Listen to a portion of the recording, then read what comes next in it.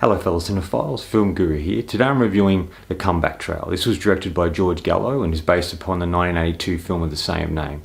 It stars Robert De Niro, Zach Braff, Emile Hirsch, Morgan Freeman and Tommy Lee Jones. The film is set in the 70s and it focuses on two film producers, Max Barber played by Robert De Niro and Walter Creason played by Zach Braff.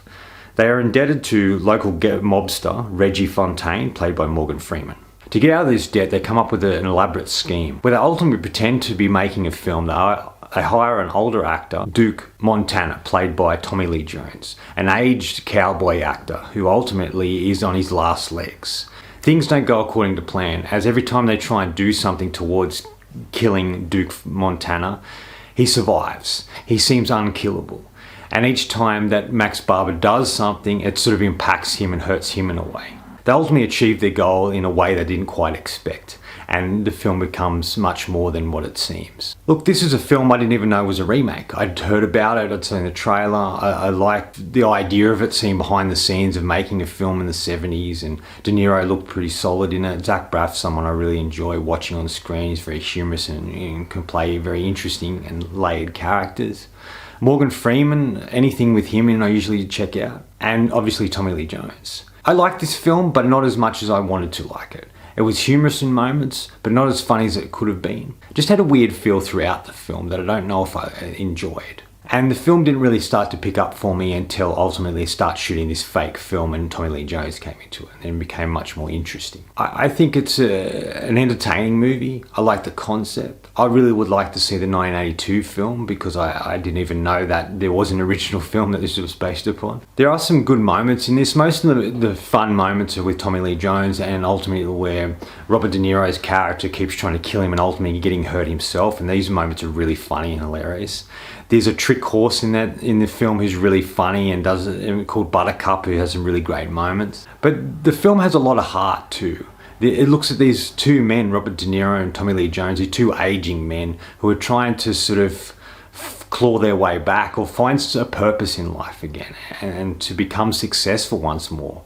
Like the title of the film says, it's a comeback trail of these two men really, and what it's like to get old within the film industry and how it is hard and you do struggle to make ends meet and ultimately becoming successful when they first sort of entered the film industry. I think it's the best roles that Robert De Niro and Morgan Freeman have done in quite a while, and I enjoyed their performances. De Niro is quite talkative and kind of entertaining to watch. Morgan Freeman has some really good moments and plays a very different character than they usually would, and I kind of like that.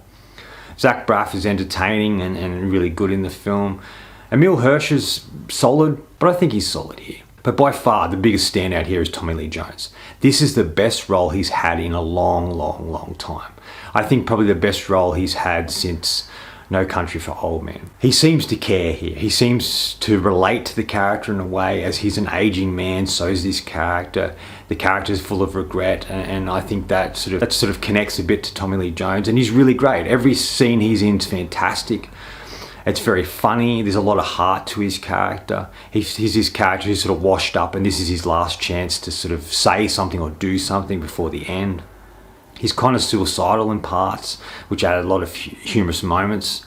He is just the best part of the film. And in my opinion, I would have liked to have seen more focus on him, as his story was more compelling and interesting than the two producers. And I would have liked to see more of him in the film.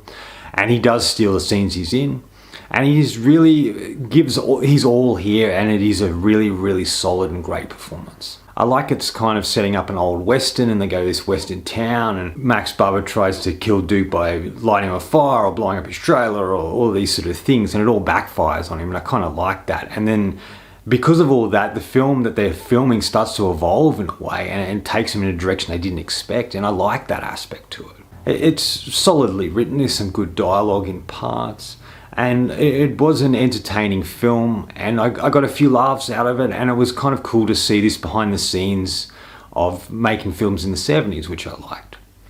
But that's sort of all I really liked about it. Like I said earlier, it just had this weird feel, this weird tone. It felt quite flat to begin with, and it only picked up when Tommy Lee Jones's character came into it, but it just didn't get the oomph that I think it could have. It just felt like in the hands of the director, he mightn't have been the right director for the material, as this film could have done with someone like the Coen brothers or Zach Braff or Martin McDonagh. I think he sort of would have suited this and would have made it quirky and interesting and sort of a little dark. And I think that's what the film needed. Not saying it's bad.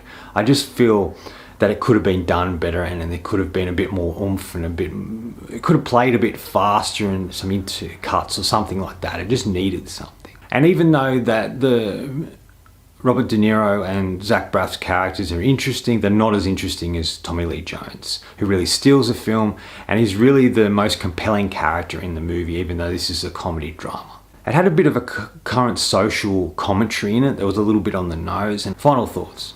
Really, I think the film's looking at what it's like to get old in the film industry, and how you've got these two men, Max Barber and Duke Montana, who are sort of these aging men who were once successful in the business, but now find themselves struggling to make sense of things. They're regretful for decisions they've made, and they're trying to have their last hurrah before it's too late. Especially Duke Montana, has a big regret in the film from when he was younger, and the fact he was this sort of cowboy western star, and he's sort of forgotten, he's not important or relevant anymore, and he's trying to find his way back to that. And this whole process of getting into this film gives him that purpose once again. I'm going to give The Comeback Trail 3 out of 5. I thought it was solid, it was fine, it wasn't as good as it could have been, and it could have done with a bit more oomph than it had.